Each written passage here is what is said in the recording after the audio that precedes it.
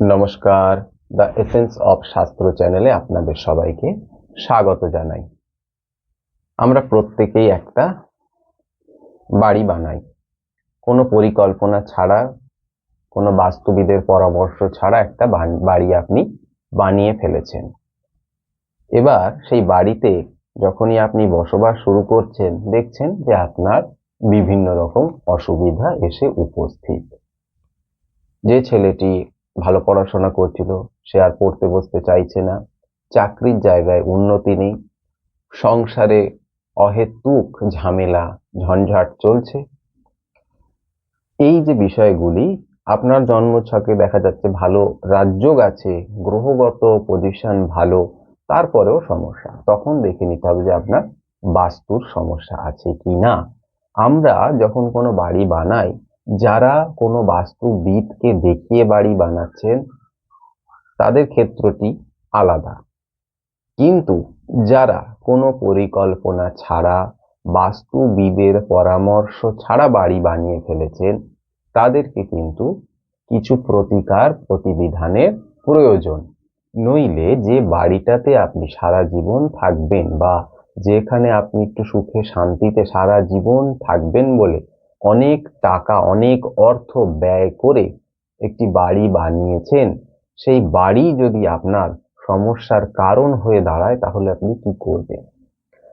এবারে বাড়ি তো আপনি বানিয়ে ফেলেছেন, ধরুন বাড়ির যে তত্ত্বগুলো আছে, সেই তত্ত্বগুলো, অর্থাৎ বাড়ি বানানোর সময় আপনার সেই বাড়ির যে তত্ত্বগুলো সেগুলো ডিসব্যালেন্স হয়ে গেছে।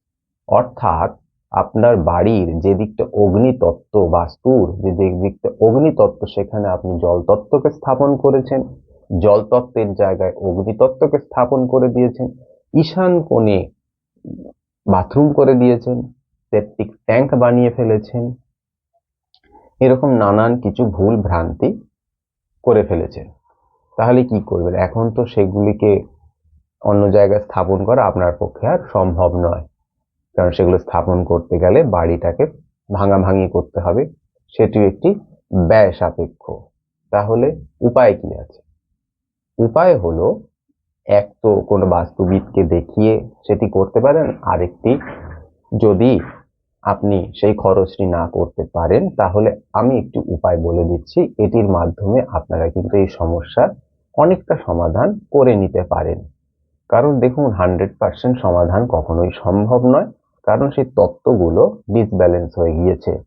তবুও তার মধ্যেও যদি আমরা 50% ভালো থাকতে পারি, সেটা বা মন্দ কি? তাহলে কি করবেন?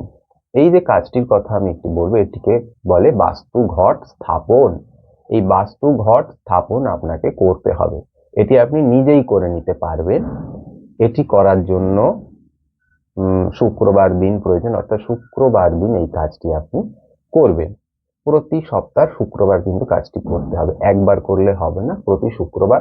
যেমন প্রত্যেক বৃহস্পতিবার আপনারা লক্ষ্মীর ঘট স্থাপন করেন, বা আমরা বাড়িতে লক্ষ্মীর ঘট স্থাপন করে মা লক্ষ্মীর আরাধনা করি, ঠিক তেমনই প্রতি শুক্রবার এই বাস্তু ঘট আপনাকে স্থাপন করতে হবে।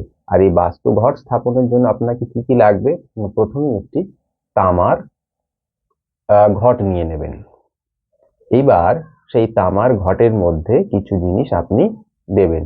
তামার ঘটটিতে প্রথমেই তেল সিঁদুর দিয়ে একটি স্বস্তিক চিহ্ন অঙ্কন করে নেবেন, এবং এই তামার ঘটের মধ্যে কি কি দেবেন না, কিছুটা পরিমাণে অখণ্ড আতপ চাল, অর্থাৎ আতপ চাল, যেটা যতটুকু নেবেন খুব সামান্য আতপ চাল দেবেন।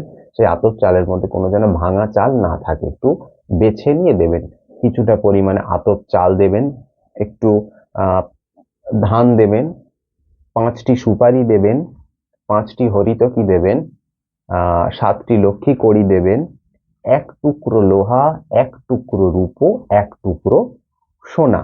এই কটি দিয়ে ঘরটিকে এবার জলপূর্ণ করে নিন। নেয়ার পর তার উপরে একটি আম্রপল্লব দিতে পারেন, তেল সিঁদুর লাগানো, দিয়ে তার উপর একটি মাটির সরা হোক বা তামার সরা হোক, তামার বাটি হোক, তার মধ্যে আতপ চাল ভর্তি করবেন, করে তার উপর একটি কাঁঠালি কলা বসিয়ে দেবেন। তেল সিঁদুর, কাঁঠালি কলাটাতেও তেল সিঁদুর দিয়ে দেবেন। দিয়ে এইবার এই ঘরটিকে আপনার যে ঠাকুর ঘর আছে, সেই ঠাকুর ঘরের ঈশান কোণ, ঘরেরও আবার 10টা দিক আছে। বাস্তু টোটাল বাড়িটা, টোটাল জমির যেমন একটা 10টা দিক হয়, ঠিক তেমনি এই যে ঘরটা, এই ঘরেরও কিন্তু 10টা দিক আছে।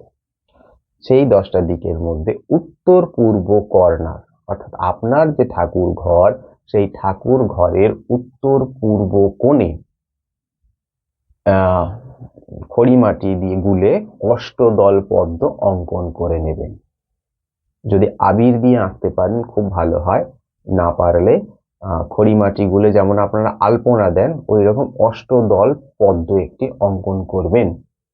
করে সেই অষ্টদল পদ্মের মাঝখানে এই বাস্তু ঘরটি স্থাপন করবেন। করে অবশ্যই ধূপ প্রদীপ যেরকম দেখিয়ে পুজো করেন সেরকম পুজো করবেন। এই ঘরটি স্থাপনের ফলে এই ঘরটিকে বলা হয় বাস্তু ঘট। এই ঘরটি স্থাপনের মধ্য দিয়ে আপনার বাস্তু দোষ অনেকাংশে প্রশমিত হবে।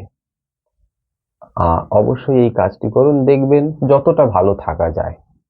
একেবারে খারাপ থাকার থেকে যদি আমরা 30% 40% ভালো থাকতে পারি, তাতেই বা মন্দ কি। খুব একটা খরচ এতে হবে না, সামান্য খরচ।